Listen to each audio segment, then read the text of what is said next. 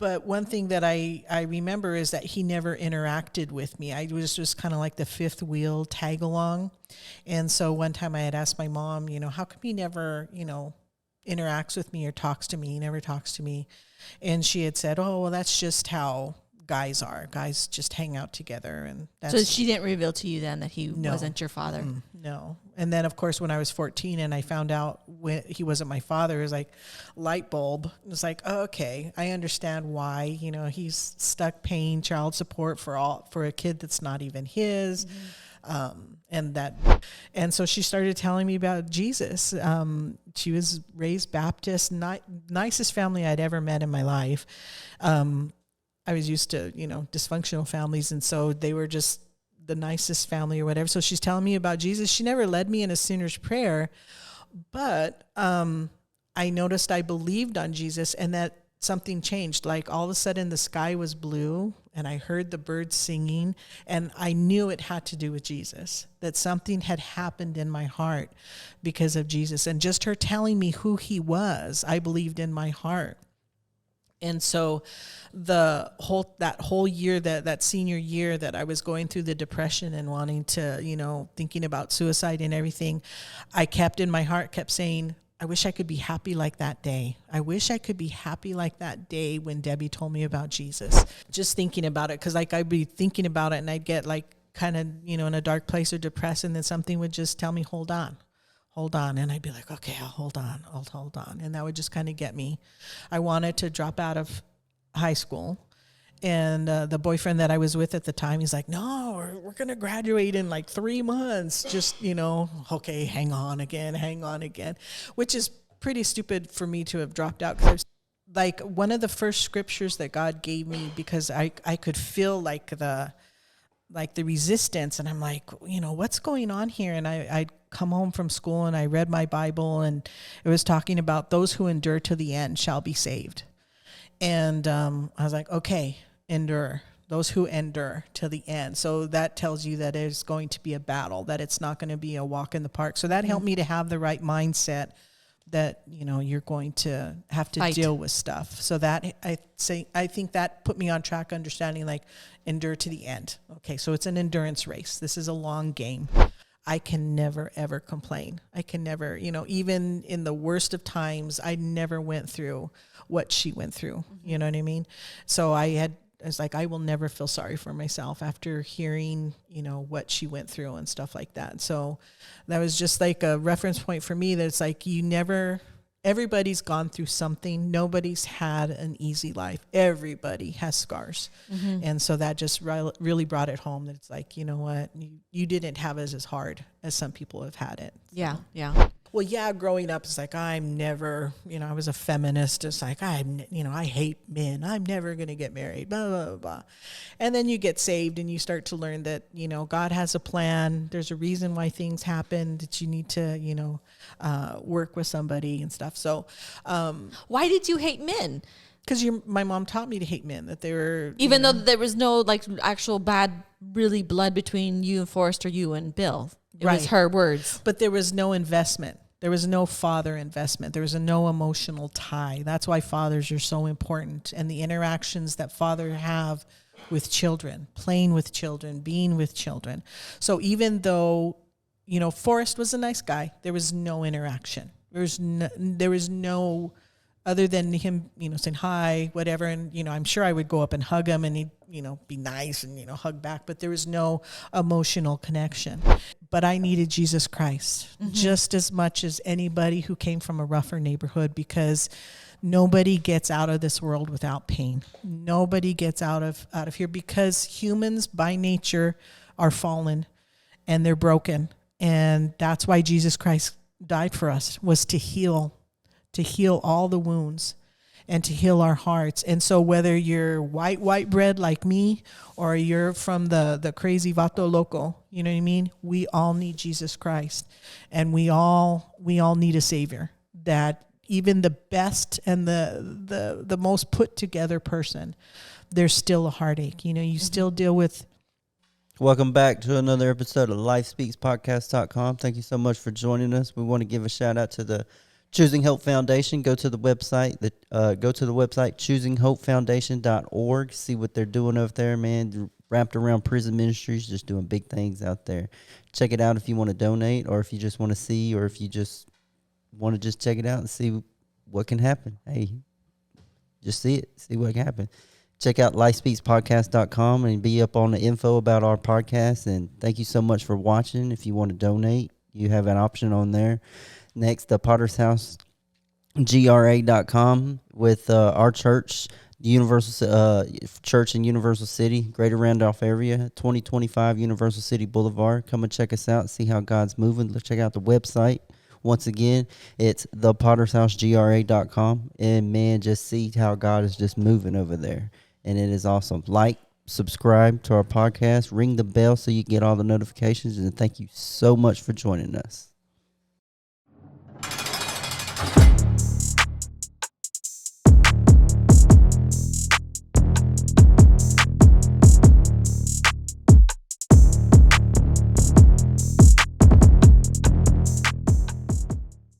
Hello, welcome to our podcast today. I am your host, Liz. I am not missing Daniel. He's just off camera. We had a little mistake filming this guest podcast, and so this is now take 2. So our guest today is my lovely mother, Ellie. Welcome, hello, Ellie. Hello. Part 2. What did I just say? Not part 2. Take 2. Take 2. Take 2. So let's start at the beginning. Tell us about your childhood. So I was born in Santa Fe, New Mexico. When I was 5, my mother married my stepdad, and we moved to Los Alamos, New Mexico. And so part of a big family. How many of there were you? There was 9 of us. Well, when I was a child, there was 7 of us. And then when I was 9, my mom got pregnant with... Wait, did I say that wrong? Did I say there were 7 of us? You said there was 9, but you said, well, hold up. There was 7. Okay. And then at 9. Sorry, I probably should have had a cup of coffee before this. But anyway, and so when I was 9, my 2 younger brothers were born. They were twins. Grew up in a big family in Los Alamos, so it was a really safe place to grow up, a real nice area. But because of my mom, she was not really involved, and I think she was probably exhausted from having so many children. Running around. I was pretty much left to my own vices. And so until your brothers came along at 9, you were the baby. You were correct. You were okay. Yeah, okay. Yeah. So I just pretty much there were a few restrictions. It's like you had to be home by 5, and you get your chores done on Saturday, and the rest of it is just get outside and get out of my hair. And so, yeah, that was pretty much my childhood. And then did you want me to go into when I was a junior high when I got saved? So let's talk about, okay, so your mom wasn't really like that involved. She was there, but, not loving. I know your story, so about how was it with you growing up with a stepdad and then your father? Was your father around? Okay, so on my birth certificate was Forrest Barron as my father, but it turned out that he wasn't my father. I was a product of adultery. And so... but you didn't know this as a kid? I didn't know that till I was like 14. Okay. So I had no idea on that. And so then my stepdad, really nice guy, he was from a generation and from a family where they weren't real touchy-feely. He was kind of like Spock, you know what I mean? No emotions. Yeah, not too much emotion, but really nice guy. Very, he was really nice to us. He would, buy us... we had a membership to the swimming pool in the summer. He would buy us membership so that we could go skiing in the winter. But there wasn't like a lot of interaction or a lot of family stuff because of just my mom's behavior and stuff. She was real distant and even to him? Well, I think when they first were married, they got along pretty good. But then once my younger brothers were born, just that additional stress, and it started to fall apart. So by the time I was 12, they separated, And that's when we moved back. Well, we moved to another part of Los Alamos for a year. And then when I was 14, we moved to Santa Fe into an old house that she had over there. Did you have a close relationship with Forrest? I mean, I know you didn't know he was your dad at the time, but growing up, would you get, time with him or anything? So in the custody agreement, he had to pay child support, but in the custody agreement, he would come up and visit like every other weekend. So twice a month on the weekends on a Saturday afternoon. But one thing that I remember is that he never interacted with me. I was just kind of like the fifth wheel tag along. And so one time I had asked my mom, how come he never, interacts with me or talks to me? He never talks to me. And she had said, oh, well, that's just how guys are. Guys just hang out together. And that's, so she didn't reveal to you then that he wasn't your father? No. And then, of course, when I was 14 and I found out he wasn't my father, it was like light bulb. It was like, oh, okay, I understand why, he's stuck paying child support for a kid that's not even his. And that because of of my pregnancy is why that marriage ended, because he divorced her over, that. So it just, kind of fell into place. It's like, oh, okay. So then you had rejection. Would you say issues, or you just had rejection in your life that you, as you got older, maybe you could pinpoint, oh, it was because of this, or oh, because of this, or? Yeah, I can't say that I've ever felt like I had rejection issues. To me, it was more independent issues. Like I always had to take care of myself. You know what I mean? I always had to entertain myself. I had to just, even though I was in a large family, I was very much alone most of the time, because the brothers that were older than I am, they were thick as thieves. So they always were together doing something. And so I was just kind of, by myself, having to entertain myself. So it made me very independent and non-dependent on people. And so going through my life, it's like that's something that's reoccurring, that I don't try to depend on anybody. And that's just kind of like what's go on through my life, if that makes any sense. Yeah. But not that I can think of as rejection. Now, when I was told that he wasn't my father, I remember it just being like being punched in the gut. It was just like, oh, wow, because I was trying to get away from my mom. I had wanted him to take custody of me. And that's when he told me, I'm not your father. So that was just kind of like a major blow. And then I just felt so bad for the guy, that he got stuck and saddled with having to pay for a kid that wasn't even his. Okay, so your mom divorces her fourth husband? Grandpa Bill? Yeah, Grandpa Bill. My stepdad, Grandpa Bill, he was her third husband. Okay, so she divorces him. You guys move out. You're with her because Bill's not your dad. Why were you wanting to get away from her? What was going on at that time? So growing up with her, she would drink. She was never like a slobbering drunk where you would see her passed out or whatever, but she had a very sharp tongue. And she always was belittling and always letting you know that you're a bother, that you're a very inconvenient bother for her. And so as we moved out, of course, the challenges of dealing with a teenager that has resentment for, being ignored for how many years. And so I had a lot of anger issues towards her. I really didn't like her at all. And then she was just she was just a mean person. She was just really mean. And so when I was 14, it's just like, because I was by myself with her, because my younger brothers, my stepdad got custody of them. So they were gone. And then my older brother, he was going to the military institute in Roswell. So he was gone his senior year. So it was just me stuck with her. And I kind of got the brunt of all of it because, having her kids taken away from her and the whole drama of the divorce, she became even meaner than she was before. So I just felt bad for like my younger brothers. They're 9 years younger than me.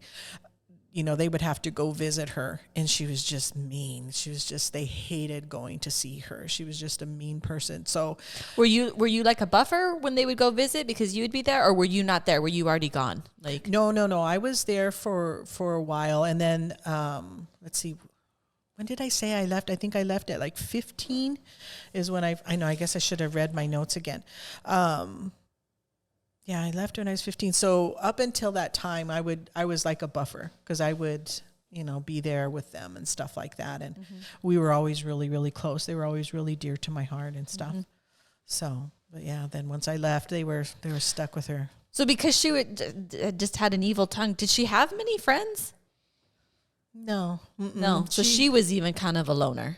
Yeah. Yeah, she was an only child, raised up, and I didn't know my grandmother very well. I want to say I probably met her in person less than 10 times. I would say closer to maybe like 5 times in my life. I don't, because my mom and her were always fighting. So, okay. She didn't have a good relationship with her mom. Right. Okay. Yeah, so it kind of just trickled down. Yeah, that generational thing. Yeah. Just trickled down, yeah. Okay, so you're with your mom. You left Los Alamos, where you grew up, the town that you knew. Now you're in another little town 30 minutes away. What was that like? It was a major culture shock because Los Alamos is white. There's more PhDs per capita than any other town in the United States. So it was a sincere culture shock because we went to a neighborhood that was not the worst neighborhood in Santa Fe, but it was an older neighborhood, more rundown. So there was, it was a culture shock because there were some rough people in that neighborhood. Okay. And then going to school, was that making new friends? Just that whole deal of, being a kid and now you got to make new friends in a new city, new town. How was that? The longest summer was that summer that I was down there because I didn't know anybody. So that was, of course I wasn't working yet. I was too young to work. So I watched a lot of TV, a lot of soap operas. There was like nothing to do. So, but when I got to school, I've always been a friendly person. So made some friends and stuff like that. Met the Wiles who owned Las Campanas, the ranch out there. So made friends with them and met some nice people in school. So it was better going to school. Did you ever have any issues with school? Like, were you a good student, good grades, or just kind of average? Just, it wasn't hard for you or anything like that? It wasn't. What I noticed was that I kind of coasted by because of everything I learned in school in Los Alamos and then went to Santa Fe. I just kind of coasted by. So school wasn't really, really hard. And because I was dealing with so much stuff at home and in my life, I wasn't really interested in school. So I did the bare minimum to pass by, but I didn't really, apply myself or anything like that. Because I had a algebra teacher that she would try to encourage me, to be like an engineer or something like that. And I was just like, don't care. Just trying to survive the week, with my mom. So she was verbally abusive, never physically abusive, nothing like that. No. Okay. Yeah. No. Thank God for that. Yeah. Okay. So it says here that you, your mom built a house and you froze. What's that about? That you were living in a tent. Right. So she had a best friend. Her name was Markley Lumpkins, and she had some property in by Old House Highway. Do you remember where Old House Highway, Old Bishop's Lodge Road and everything? So she had some property there. So this was the late 70s. So they had the brilliant idea that they were going to bring a sustainable home where it's passive solar heating, and they weren't going to have, gas. Be off the grid. Yeah, they're going to be off the grid. Thank you. Yeah. So they had electricity, thank God. But so we lived in the shell of the house while they were building it because they were trying to save money. So Markley had the unit up above. So it was basically 2 apartments. One was on the bottom, one was on the top, and we were on the bottom or whatever. So there was no insulation. So it was just a frame of a house, and there was like, it was cold. It was a very cold. So within the house, you had a tent that you slept in? No. So in the house was a house. It was just a shell of a house, but it wasn't insulated. And so the passive solar wasn't, I'm thinking after I left, it finally got up to par. But when I was there, it was not insulated well at the time. The fire heater, the fireplace wasn't really efficient in heating a big area. Or anything like that. Right. So it wasn't working the way yet. I don't know what it was after I left or whatever. But in the summertime, I lived in a tent outside. So the summer I was in a tent for the whole summer outside. Just you?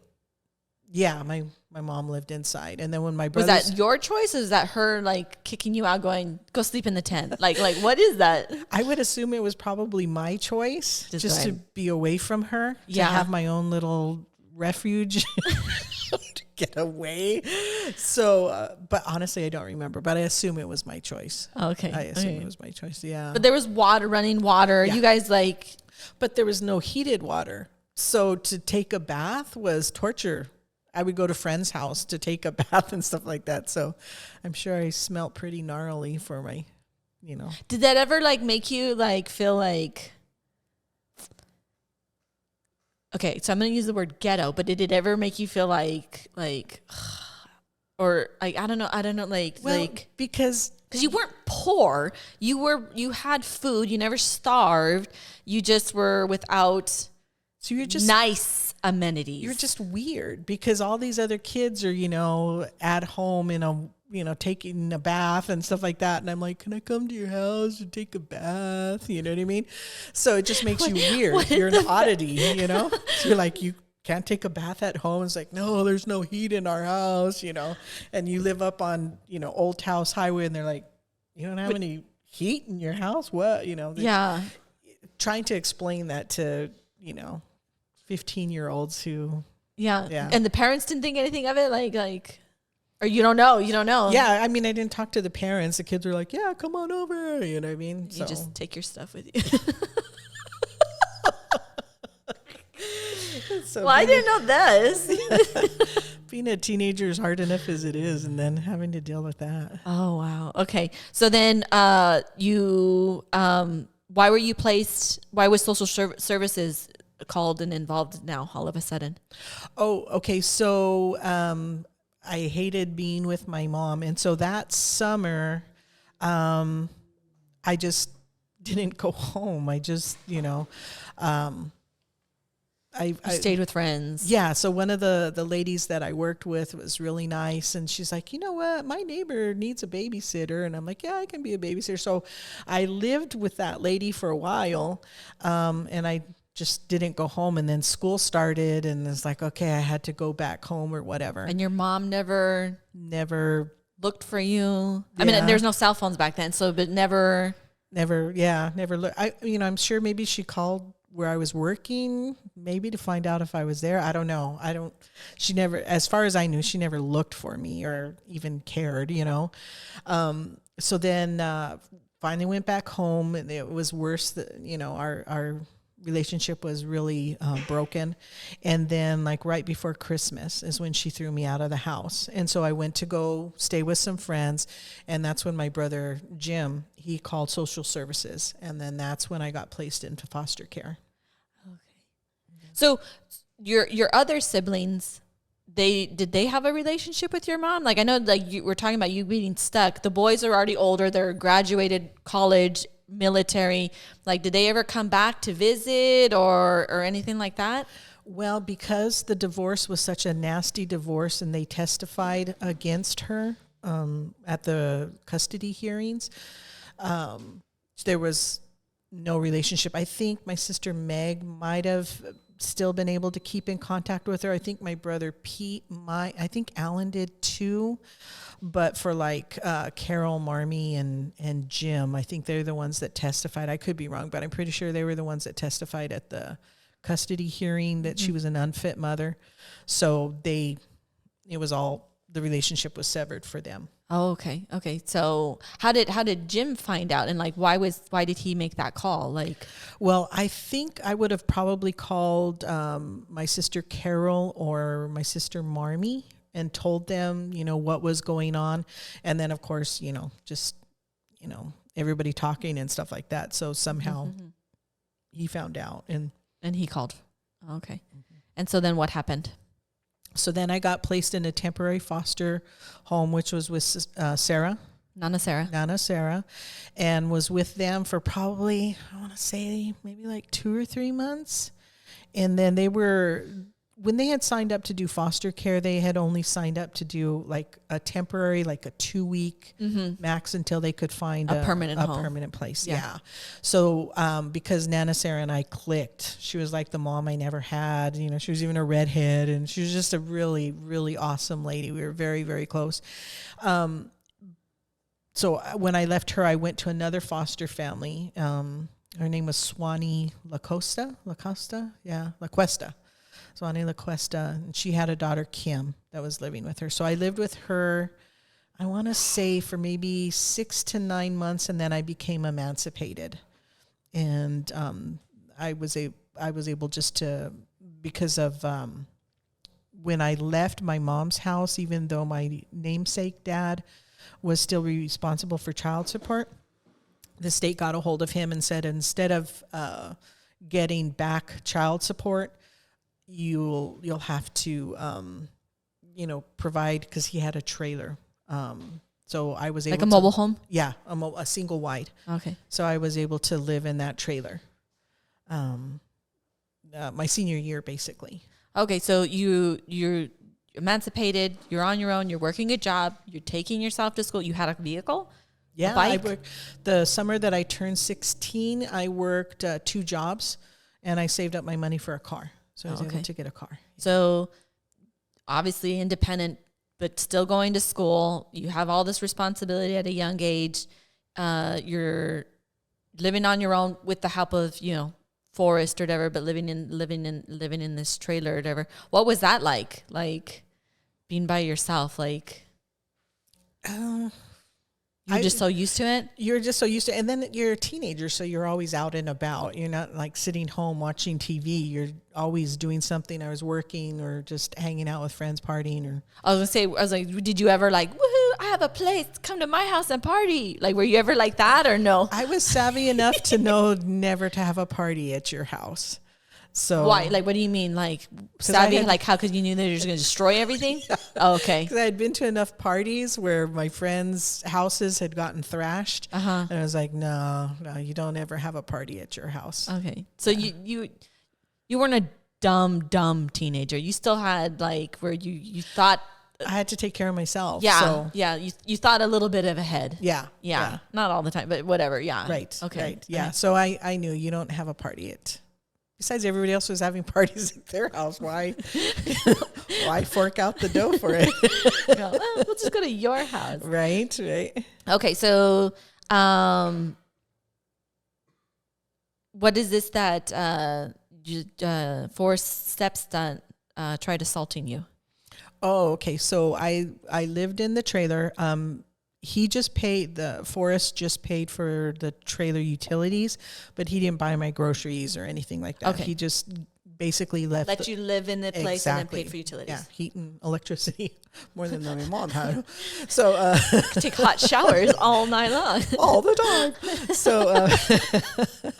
So one night I was getting ready for bed and I heard somebody come in, and I had noticed my things being moved and stuff happening in the trailer, and I just assumed it was Forrest's wife because she was a piece of work too. She was a mean lady, and so I had assumed it was her going through my stuff. Well, this guy, Don, whatever, he came in through the front door and he started saying some really weird stuff that I was his wife, and he started coming towards me and I'm like going to the back or whatever. And so I just booked it. I booked it out the back door and went running to where Forrest's house was or whatever, and was like, is he crazy? And he's like, yeah. But he didn't actually like touch you. It just freaked you out. No, he just got really, really close. Like he kept coming at me and everything. Yeah. And no, I booked it out the side. Okay. So yeah, no, thank God. So that was like a scare. Yeah, it scared me because you could tell he was 2 sheets to the wind and missing a couple of nuts and bolts.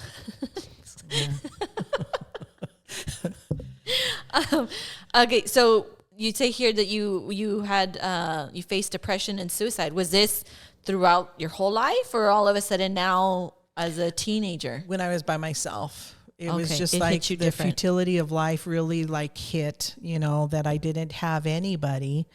And it was like what's the point of living? Life is miserable, and then you live and then you die. And so just, thinking about contemplating life, was just like, it was just depressing. It's like, what's the point? What is the point of this whole thing? And the whole time, it was happening, something inside would tell me, hold on, something better's coming. And so something that we didn't get to talk about that had happened when I was probably in 8th grade was a friend had told me about Jesus. And so I had gone to, I think it was TG&Y up in Los Alamos, and I had ripped off a necklace, and I had gone to go show her, like, hey, look at this cool necklace I got. And she's like, you shouldn't be doing that. And I'm like, why? And so she started telling me about Jesus. She was raised Baptist, nicest family I'd ever met in my life. I was used to, dysfunctional families, and so they were just the nicest family or whatever. So she's telling me about Jesus. She never led me in a sinner's prayer, but I noticed I believed on Jesus, and that something changed. Like all of a sudden the sky was blue, and I heard the birds singing, and I knew it had to do with Jesus, that something had happened in my heart because of Jesus. And just her telling me who he was, I believed in my heart.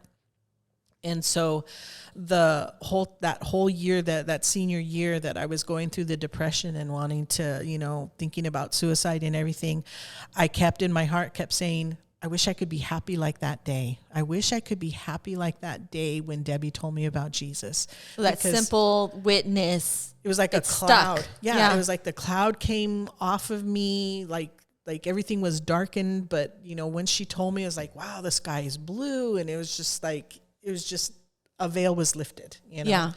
And so that was a reference point for me. So like I said, my whole senior year is like, man, I wish I could be happy like that again. I wish I could find that again. Going through depression, contemplating suicide. Did you ever try? No. Just thinking about it. Because I'd be thinking about it, and I'd get kind of, in a dark place or depressed, and then something would just tell me, hold on. And I'd be like, okay, I'll hold on. And that would just kind of get me. I wanted to drop out of high school. And the boyfriend that I was with at the time, he's like, no, we're going to graduate in 3 months. Just, okay, hang on again, which is pretty stupid for me to have dropped out because I was taking one class my senior year. So it's 1 hour of my life in the morning because I scheduled it for first thing in the morning. Yeah. So my day was, free for the day. Yeah. So you go to school and then you just go to work. Yeah. And you just work. Go work. Yeah. So were you always working, or no? You would go out and do things like I know Santa Fe's small, but did you ever go out and do stuff fun? Well, there was roller disco, and then there was a dance place. I forgot what it was called. The Cave. I think it was what it's called, the Cave. So it was Friday and Saturday nights was disco at the Cave, and then you go roller skating because there's not much to do in Santa Fe. So it's either party, and then by the time I was a senior, disco had pretty much faded out, and that's when the metal bands were coming in. So you had those different bands coming in. So. Oh, okay. So that so it wasn't just work, being depressed at home. Right. You were out doing stuff, but it just wasn't fulfilling anything. It was fun, but you were still going home, and you didn't see the hope. You were just like, why? Right. Okay. Yeah. Okay. So you graduate. What happens after? Or wait, who invited you to church? A girl that I went to school with. Her name was Kathy. And so the way I got saved was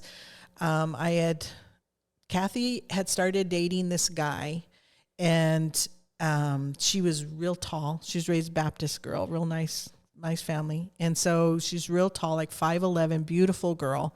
And she's telling me that she's dating this new guy. And so when I met him, he's 5'3", and he's Hispanic. He's a cholo.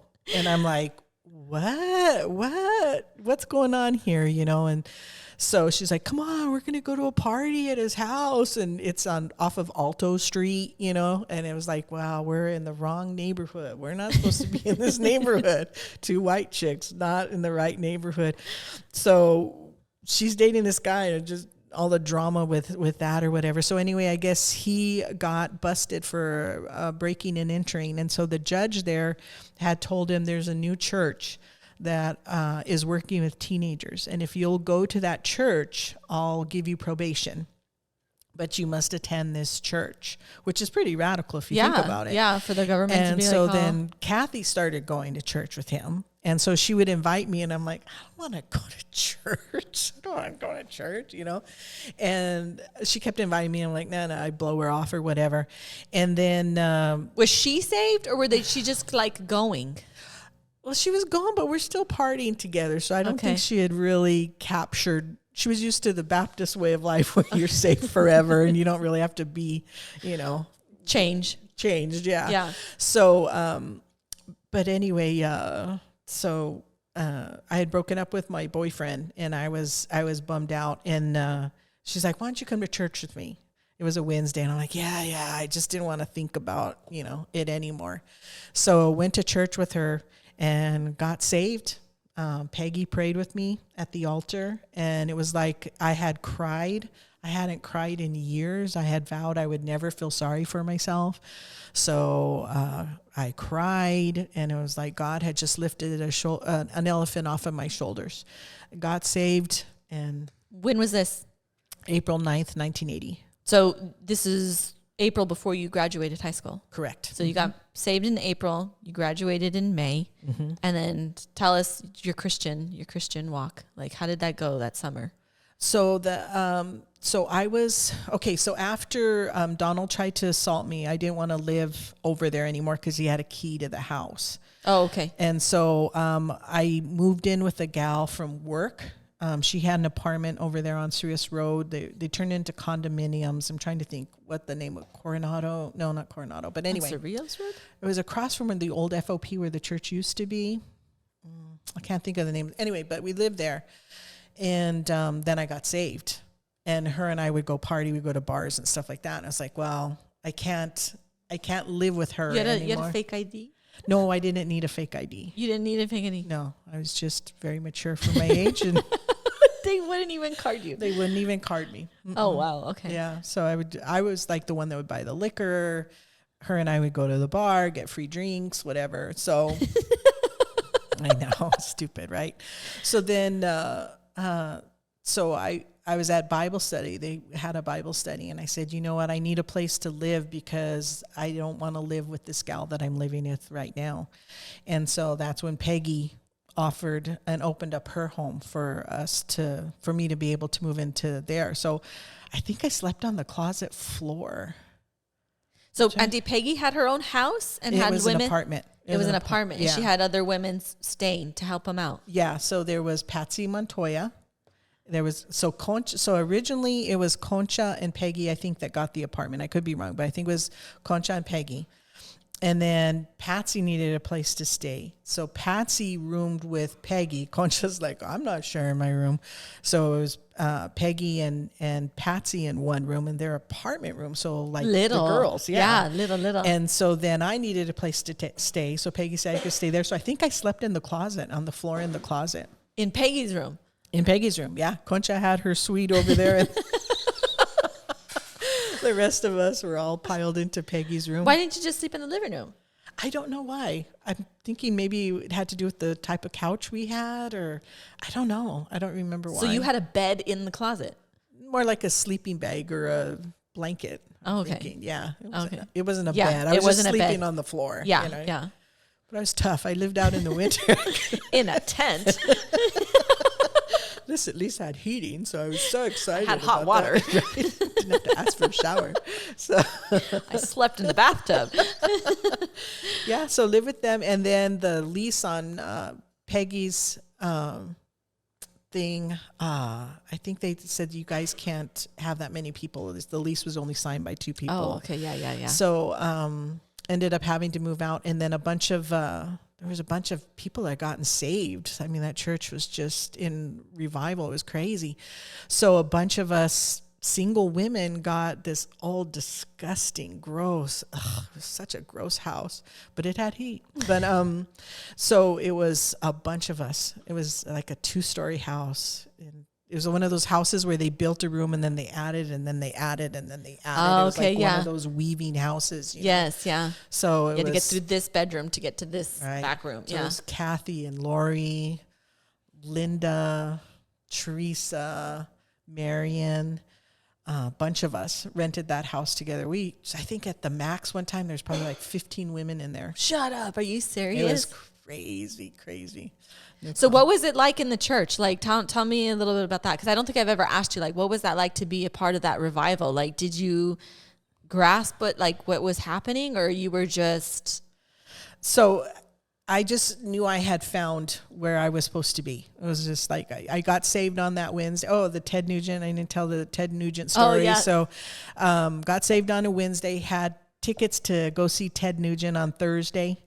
And so, of course, you're not going to pass that up, you know. You already paid for him. Right. So we went to Ted Nugent, rushed the stage, and he came out in a loincloth. And I remember going, oh, he's in a loincloth. And then I was like shocked that I was shocked, because I was like, that wasn't how you thought. Yeah. You know, the old Ellie would have been like, yeah, you know, but I was shocked, you know, like, he's so cute. Oh my God, you know. So I remember going like, whoa, that's weird. Not normal. Yeah, that's not me. Something's changed, you know, that's not me. And then he jumped up on one of the amplifiers and he was like, you know, doing one of the things, and he looked right at me, and I could feel the hair on the back of my neck go up, and I'm like, I'm not supposed to be here. It creeps you out. Yeah. I was like, okay, this isn't where I'm supposed to be. So that episode helped me to understand that it's a spiritual battle. You know what I mean? Mm-hmm. That it's not just life as usual. Once you become a Christian, things really do change. Yeah. So, and then that Saturday they were having a concert at the church, went to that, and then just started going ever since. So everybody, when I got saved, we were all young adults. We're teenagers or, you know, young adults getting married. And it was just like, I remember at one time there was like a wedding every month. It was a wedding. And then after that, babies, you know, started coming. So it was just hopping. There was so many people getting saved. So you had like a real conversion. Like there was no wishy-washy. There was no backsliding, going back into the world and then coming back later. It was just God changed, God moved in your life, and there was no looking back, correct? Yeah. Like I did make one mistake one time, but like one of the first scriptures that God gave me, because I could feel like the resistance, and I'm like, you know, what's going on here? And I'd come home from school and I read my Bible, and it was talking about those who endure to the end shall be saved. And I was like, okay, endure. Those who endure to the end. So that tells you that it's going to be a battle, that it's not going to be a walk in the park. So that helped me to have the right mindset that, you know, you're going to have to deal with stuff. So that I think that put me on track, understanding like endure to the end. Okay. So it's an endurance race. This is a long game. So that summer, I was still working at the grocery store, and there was a young man there that had relocated to Denver, and he was all, come up to Denver.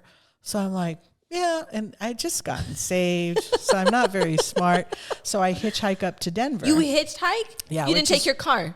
No, I had given it away. I gave it to Patsy Basham because she had the kids. She had the boys. So you didn't have any vehicle? I didn't have any vehicle. So how are you getting to work? I must have been bumming rides. I got there. I don't remember. But yeah, I gave away my car. So I hitchhike up to Denver. What? Yeah, that was so stupid.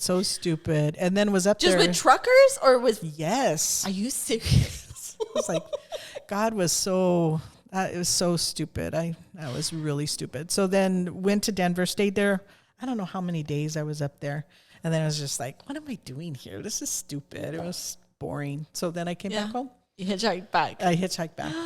Yeah, which is really stupid. Were you ever scared? Did that ever give you pause? No, because I was like a stupid Christian. I was like, oh, God will take care of me. So that's really stupid. That's really, really stupid. God calls us to be wise. Yes. Not stupid. Oh my God. So that was really stupid. Yeah. I didn't know that. That was something new. That was the 70s, 80s. So everybody's hitchhiking everywhere. You know what I mean? Okay. Yeah. Yeah. But yeah, it's still like, Yeah. you don't do that. That's really now. stupid. That Yeah. was really stupid. Yeah. Yeah. Nobody would even think of doing that now. I was like, really, Well, some people would, but they're not. they're not alive anymore. Okay, so you're in church serving God. How did you meet Daddy? He came to church. He got saved in September. So Ben and Peggy got married that first week in September. And he came in, I want to say like a week or two after that. Okay. Yeah. And that's how I met him, was through church. Was it love at first sight? No, not at all. No. Not at all. I was still praying fervently for my old boyfriend to get saved. Okay.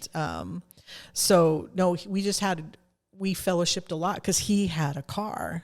So you're bumming rides off of him? Yeah, yeah. And so it was so funny because he used to drive to church in this old, I don't know if it was like a 62.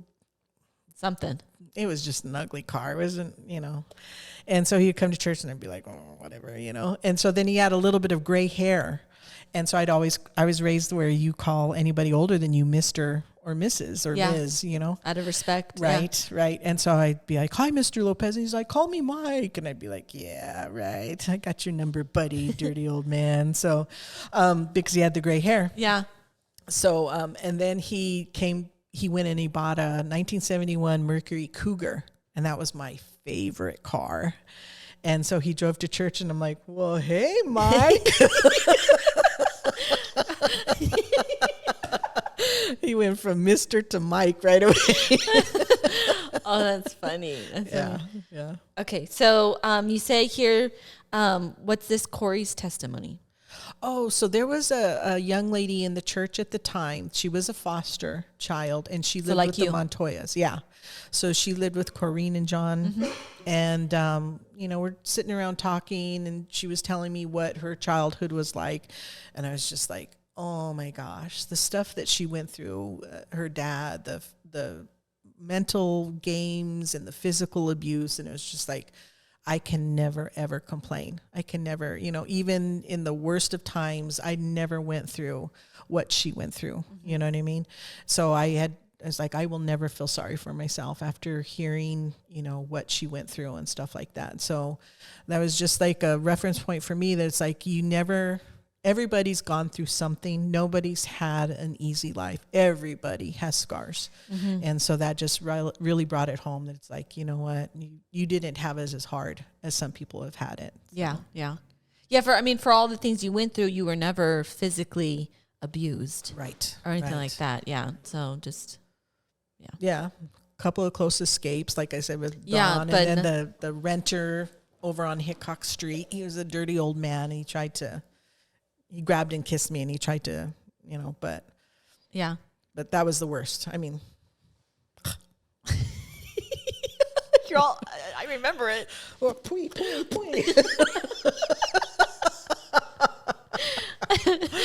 Okay. So this was April, May you graduated, June hitchhike, July you went to conference. Yes. Oh, yeah. So got to go to conference, and that was another huge reference point in my life was, you're a new Christian and, Jesus loves you and, you're just, riding on cloud nine or whatever. And so went to conference, went to go pray. Prescott conference. Yeah. Went to go pray before service, and I'm praying and I'm laying a hold of God, and all of a sudden I'm there and I'm just like, I get like really uncomfortable. And I turn and I look, and it's Pastor Wayman Mitchell praying right next to me. And I'm like, oh my gosh. But you could feel the Spirit of God on him so strong that I couldn't sit by him. I was, a new convert, and I still had so much to deal with. And I couldn't handle the Holy Ghost on him. It was so heavy that I got up. I couldn't. Did it make you feel like emotional? Or just uncomfortable? You're like, I can't be here. Like you knew I can't be here. I was just like, wow, to know that it was the Holy Ghost. You just knew, you could feel it. And you knew what it was. You knew, it was just like, wow, dang, that's just crazy. I mean, you read the Bible and you hear about these, but when you really see somebody that's anointed and it just blows your mind, you're like, wow, that is so awesome. So awesome. But at the time, it was just like, I can't pray next to him. And it was just like, wow, to find a man of God. It was like, wow. Yeah. That was a huge reference point for that carried me, and to this day still carries me, like, wow. Yeah. You know what I mean? Just blows your mind. Okay. So you met Dad. He has nice cars. You guys get married. Then what happens? I come along. Yeah. So about 3 years later, we got married in 81. So you were born in 1985. So you were born. How was that married life? Now you're married. You don't really have a good reference as far as like parents and having a good marriage. So were you nervous to get married? Were you like, I'm never getting married? Like what? Like, well, yeah. Growing up, it's like I'm never. I was a feminist. It's like I hate men. I'm never gonna get married. Blah blah blah. Blah. And then you get saved and you start to learn that God has a plan. There's a reason why things happen. That you need to work with somebody and stuff. So, why did you hate men? Because my mom taught me to hate men. That they were even though there was no like actual bad, really blood between you and Forrest or you and Bill. It was her words. But there was no investment. There was no father investment. There was no emotional tie. That's why fathers are so important, and the interactions that fathers have with children, playing with children, being with children. So even though Forrest was a nice guy, there was no interaction. There was no other than him, saying hi, whatever. And, I'm sure I would go up and hug him and he'd, be nice and, hug back, but there was no emotional connection. And then with my stepdad, nice guy, good provider, but because of all the drama going on at the house and everything, there was no emotional connection. There was no time that I can ever remember him sitting down and saying, how are you, Ellie? What are you doing? How's school? It was like he was the authority figure. He provided for us. He was there, but there was no emotional connection. Mm-hmm. And then of course you have in the back of your mind all the words that your mother says, the toxic things about men and chipping her teeth. Yeah, that they only want one thing and you can, that there's no emotional connection. Mm-hmm. So, and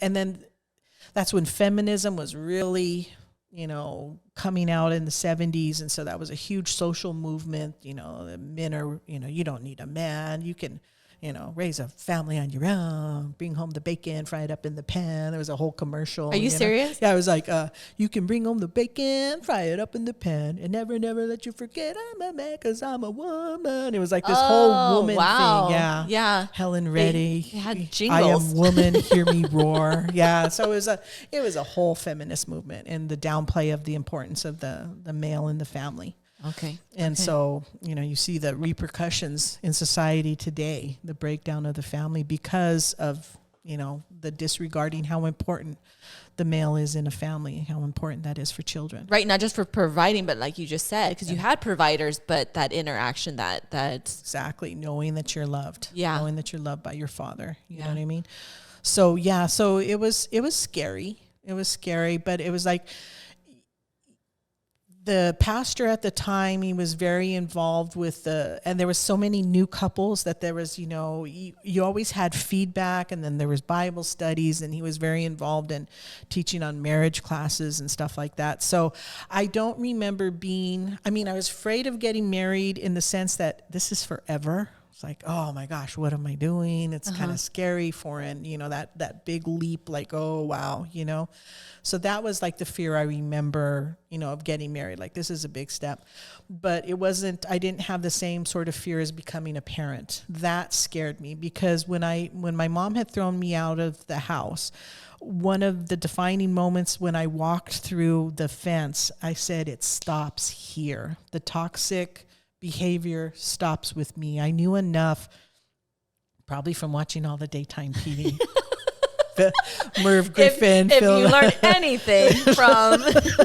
But it was, talking about behavior and everything. And I had determined in my heart that toxic atmosphere was going to stop, that my life was going to be different.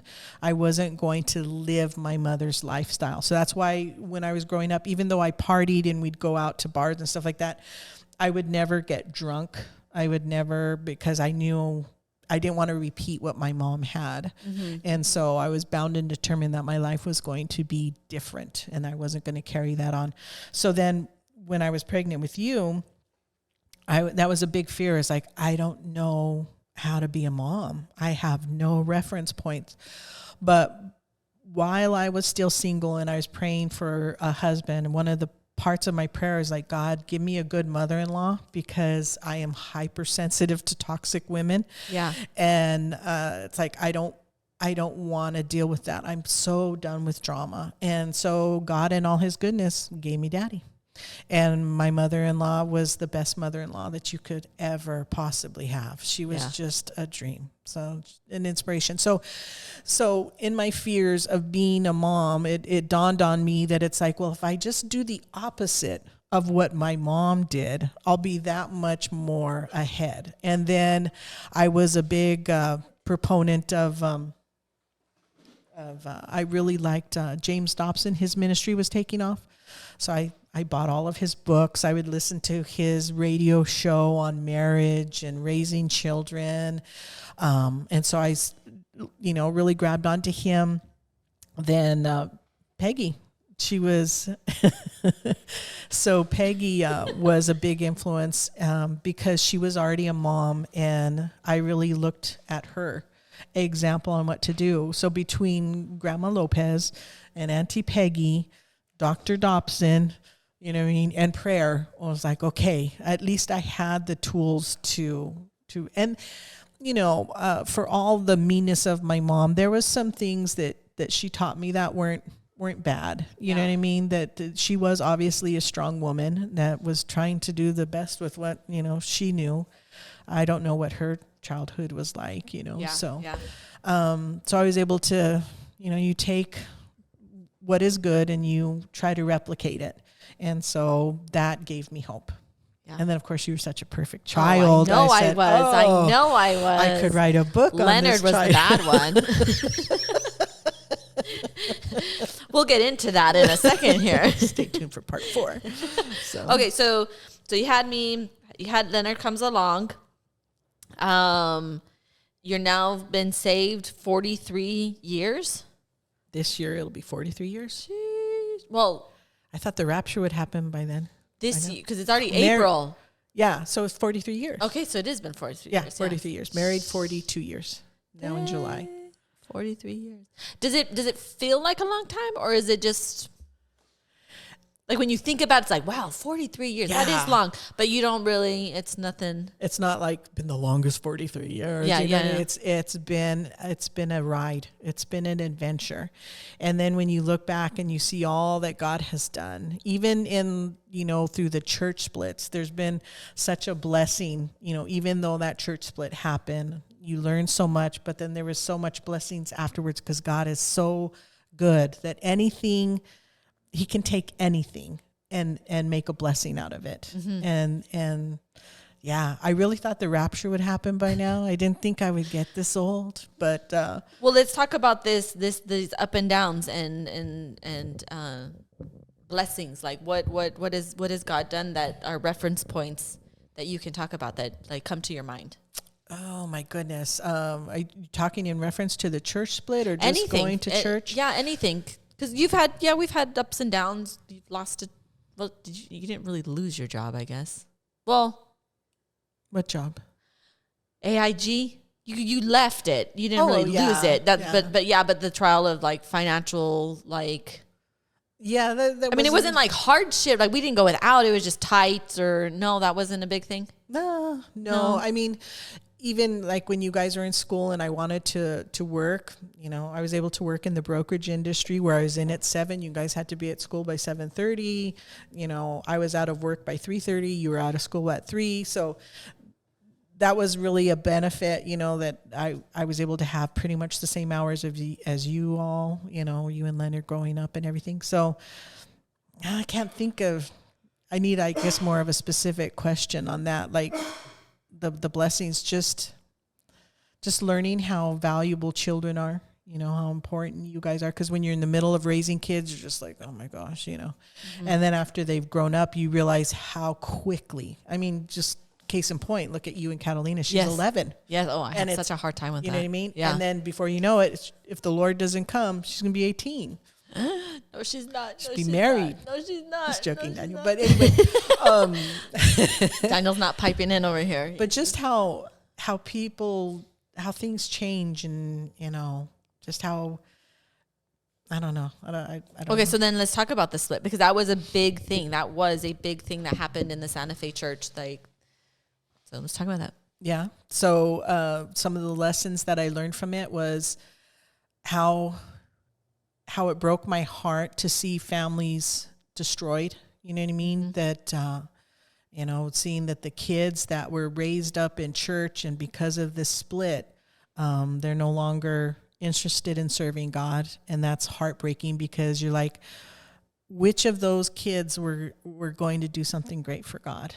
And that their life was derailed. Not saying that it's over, God Right, and all right. his goodness, I know to this day is talking to those children, trying to bring them back, because that is what God is into. And those seeds were planted. I mean, Yeah. just the one day with your friend, telling you about Jesus, you know what I mean? That was a reference point. So yeah, how can these seeds not, yeah. Right. And it, that goes to show on what parents say at home, to children about other people in the church, or about spiritual things, how important that is, not to be toxic. There's a reason why God says not to say certain things, or to be talking about people or your pastor or whatever.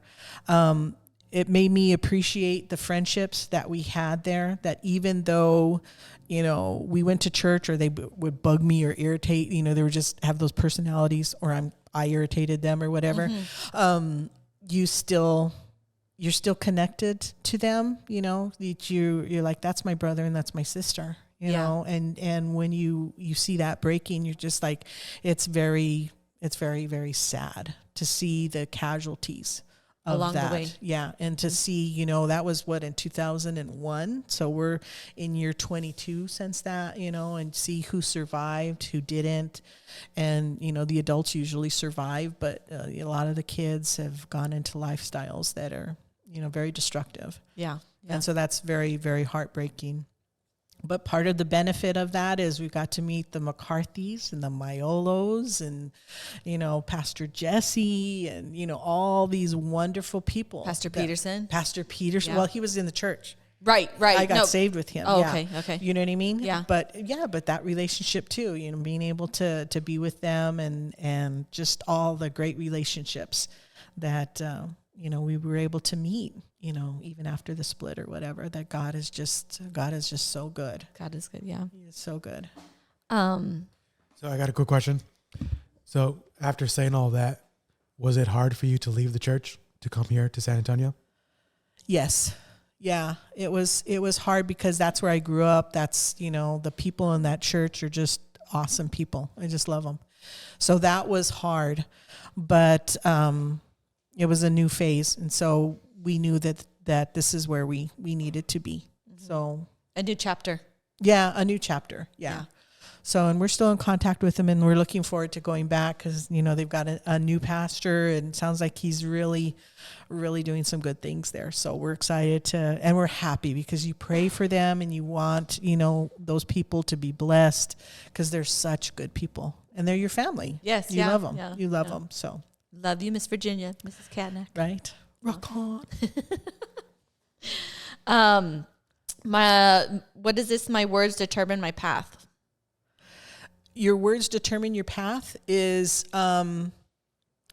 basically, if you view, like I use the example of my mom, because of her unforgiveness, the words that she said determined and broke apart our family. So it became the toxicity of her words really helped me to determine not to do that, because she was very belittling. And I know we've got a rough sense of humor that, we pick on each other and stuff like that. But, and I hope I've never said a cruel word to you where it like damaged your spirit, but let's not talk about it now. Wow. I do have a, 15th of May. sorry. You hurt my feelings. Remember when you sat at the breakfast table? No.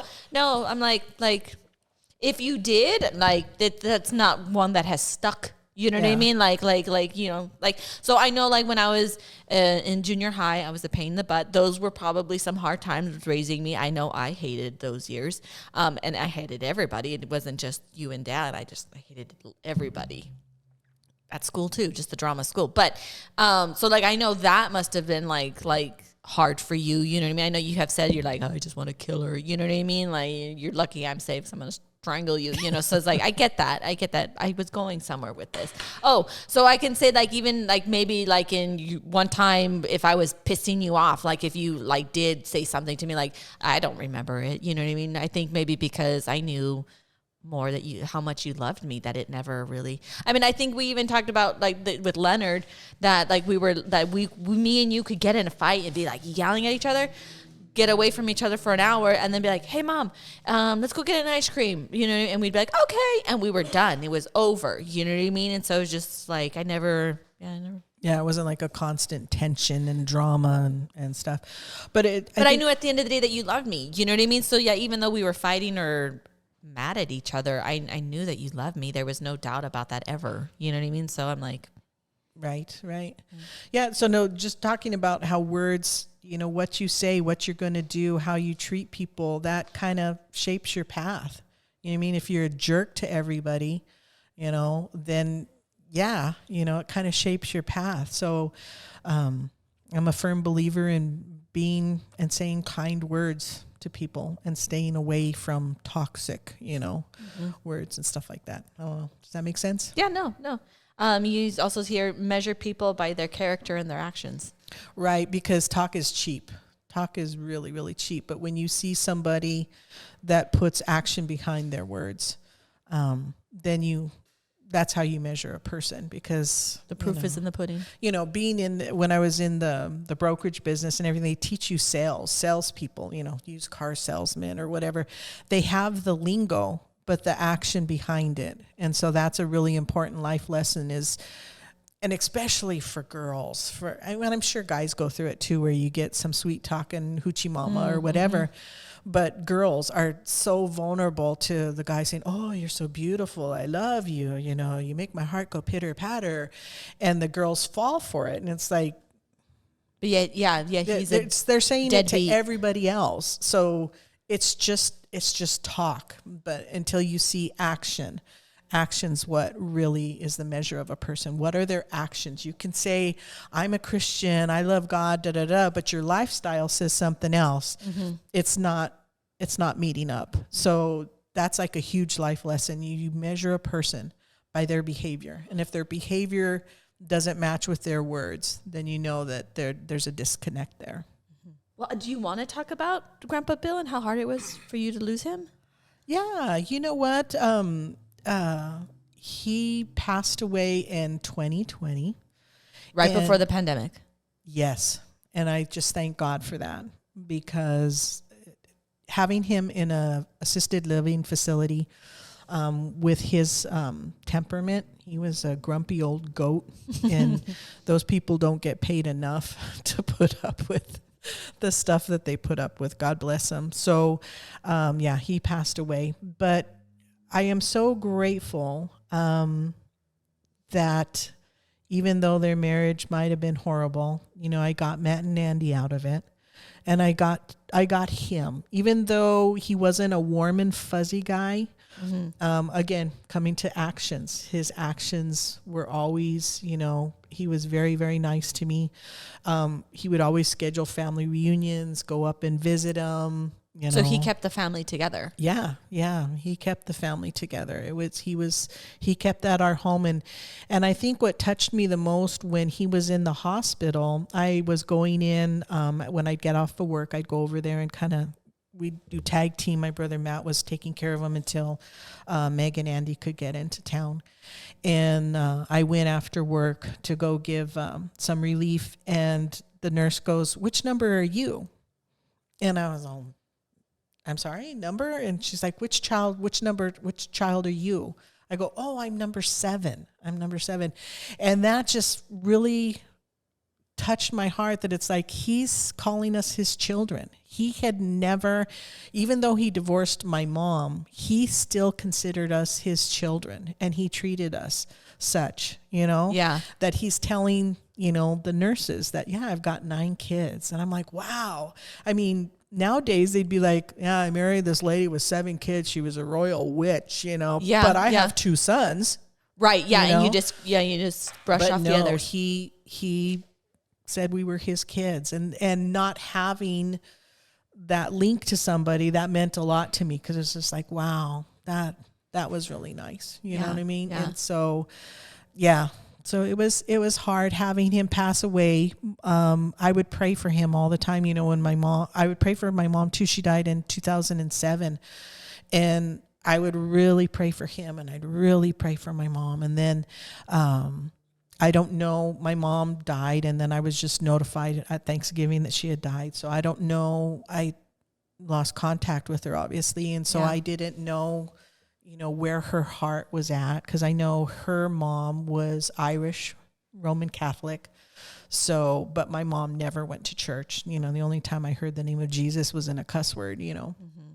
So I don't know where her heart was. So I don't know if she made heaven her home, but I did pray for her. And I know God in all his faithfulness, that is a prayer that he hears and he works on, that he works on our prayers. Yes. And so I had all confidence that I knew God was dealing with her. How she received it, what she did, I don't know. I don't have any confirmation that she ever got her heart right. Yeah. So, but with my dad, we knew he was going to be in the nursing home because he had fractured his C4 and C3 vertebrae, or was it C4 and C5? I can't remember. His back. So he was never going to be able to go Back be home. on his own, and he was 97 when he fell. So there's no way he's going back home. But in his mind, he wanted to go back home. He was a very independent fellow. So he lived on his own to the age of 97. yeah, was Wow. driving. Yeah.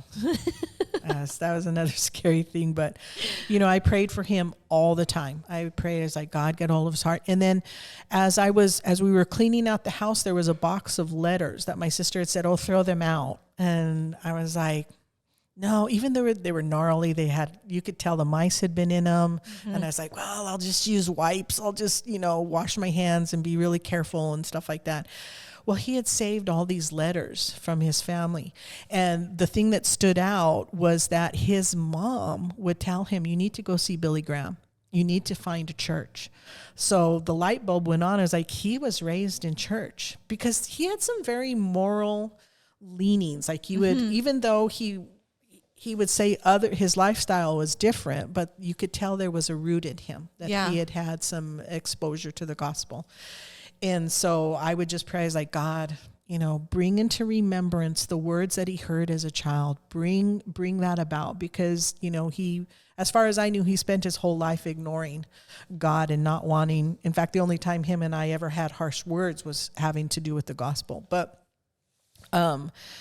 so I knew God was working on his heart. I knew he was working his heart. And then when he passed away, I was just like, I didn't know. There was a time I had asked if I could pray for him. He's like, no. He's real like, so when he passed away, I was like, I don't know where he's at. I don't know where he's at. And then, a while back I got a dream, and he was in my dream, and he was clean.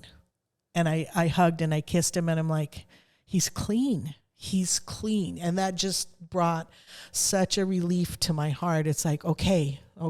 He's okay. So whatever God was doing in his heart, you know what I mean? That dream gave me a peace that it's like, okay. I know God's faithful, and he was dealing with them. And, there was little preachers, his roommates were little preachers. So I don't know. I just know God is faithful. I know God is so faithful to deal with people when we pray for him. Yeah. So, yeah. So that was a big comfort to know.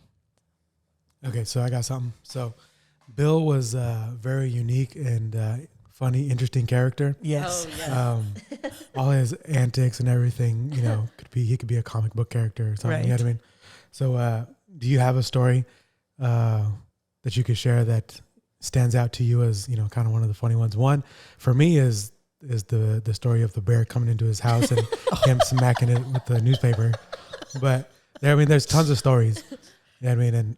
And I didn't know him for very long, but all the stuff that I always heard from you guys. I mean, he was a very funny guy. Yeah. Just naturally, just because of his antics of how he Yeah. acts and what he did. You know what I mean? And just the way they were raised. I mean, you know, it was raised, you know, you'd be tough and, you know, he'd sleep outside in the wintertime. And Why? Exactly. Why? Why would you do that? But he would. He was just an outdoors type of guy. He liked being out. But yeah, the story of the bears coming in and him, you know, hitting the newspaper and chasing the bear out. It's like, one, why is the door open? Two, you know, you figured he smelled like a dirty old man, not like dirty old man, but like a filthy, smelly man. Mountain man. Well, yeah, you know, just old people smell, you know. So, because when we were growing up, we would have bears come to the house, and there was twice that we had to put a bear trap in the front yard because the bears were coming and getting into our garbage. And when they put a bear trap, it's a big trailer about like the size of a boat. And then they just throw garbage in it. It's just smelly, disgusting. And the bears smell the garbage, come in, closes down, you got your bear, you know. And so I'm sure that's what the bear was smelling at our house. Smelly old Grandpa Bill, you know. So we had joked, Uncle Matt and us would joke that, you know, probably that's how we're going to hear about Grandpa Bill, is that some bear got him, you know, got into the house or whatever. But fortunately that wasn't the case. But yeah, like we would get skunks. You know, I remember one story that the skunk had gotten into the basement. So he goes and he puts on the white lab coat and that trench hat. I think I have it, the trench hat. The trench hat or the big hat? It's trench hat or whatever. And he goes downstairs and he's trying to get the skunks out of the basement. Did the skunk spray him? No, I don't think so. But I think he was able to get it out. But we would feed the cats outside. Well, It'd bring the animals. Yeah. So that's just not smart, you know, to be feeding cats outside and get a whole family of skunks. You know? I think like how Daniel said the cartoon character. I think my thing like of the cartoon character is the bear, right? The bear story, but then also his lifelong battle with the squirrels eating his bird seed. You know what I mean? Right. Like it was not just a one event. It was this lifelong event of these evil squirrels stealing the birds' food and all his traps and things that he would do to stop these things from eating his bird seed. What kills me is when we were growing up, there were 7 of us, so you just shut up and you ate what was in front of you. You don't complain, because if you complain, you just don't get dinner. So it's just shut up and eat your food, you know? Yeah. And so we got generic. We didn't get brand, you know? So when he's by himself, he's getting, you know, the foo-foo ice cream and it has to be a certain brown. Yeah. Or Briars? Yeah, yeah. And the other thing was when we were growing up, guns were terrible. We would never have a BB gun. We couldn't have a BB gun. Guns were bad. Da da da da. And then we grow up and the battle with the squirrels. There's Dad, you know, with his BB gun. I'm like, what happened to no gun policy, Dad? It's like, what's up with that, you know? But yeah, he was a character. I know. He was. Remember the Thanksgiving with him trying to. Oh, I think that's Leonard's favorite story. Is he didn't know what Cool Whip in a can was. And so, he's grumpy. You're not going to tell him how to do it. He knows how to do it. And he grabbed the can and he turns it upside down and he's squeezing this metal can. And of course, my brother Leonard and my uncle they bust out laughing because I guess his face turned red. You guys said that he's like squeezing this thing. And so, like, all you have to do is go, shh, Dad. And then you got it, you know. But then him just, you know, wanting to play games, him playing the kids' game, the elephant, you know, there was so much that he was just... really very good guy. Yeah, he was a very good guy. He was silly because he's playing the Wii with us. Yeah, and then that elephant game. It was this out where you put on literally like an elephant mask and you have a big old snout and you had to pick up the rings. And there he is playing this. He's this 90 game. Something years old and he's playing this game or whatever. Yeah. So yeah, he was a character. He was funny. Yeah, a good guy. Love him, miss him. Right. So anything else? Anything that any words of advice? I know we kind of sort of words of advice, but anything that stands out? So, hold on. Oh. So before you do your little closing out words of wisdom, let's just talk about a little bit. You know, you have 43 years of salvation, trying to raise your kids up in a godly home and teach them, you know, morals and to love God. So what are your thoughts now? Like, does it, just to see your son pioneering the church in Houston, you have grandkids now that are starting to, get to that age of accountability and wanting a relationship with God. And like, does that just, what does that do for you?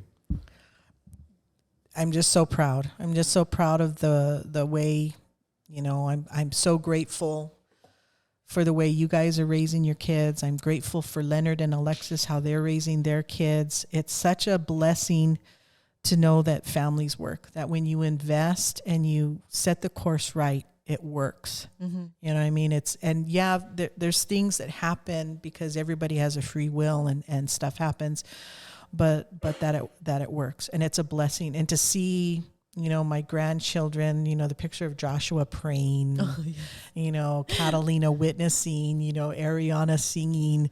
It's such a blessing. And that's where my heart finds its happiness, to see, and to see that God answers prayer, because when you guys were young, I'd always be praying, God, give them a good Christian spouse. Give them a Christian spouse that will love God above everything else, that will love them, and to see that prayer answered, and Daniel, I'm so proud of you guys and how you're raising your kids, homeschooling. Kudos. I could have never done it, but, kudos on that. And just seeing what God's doing. And one of the blessings of serving God for so long is you see these young teenagers that come in and get saved, and you see them in their roughness, and you see them face God and say, you know what? I want to give my life to Christ. I want to do something with my life, and see them become a man or a woman of God, where they have integrity and they're making impact in people's lives. And it's only God can do that.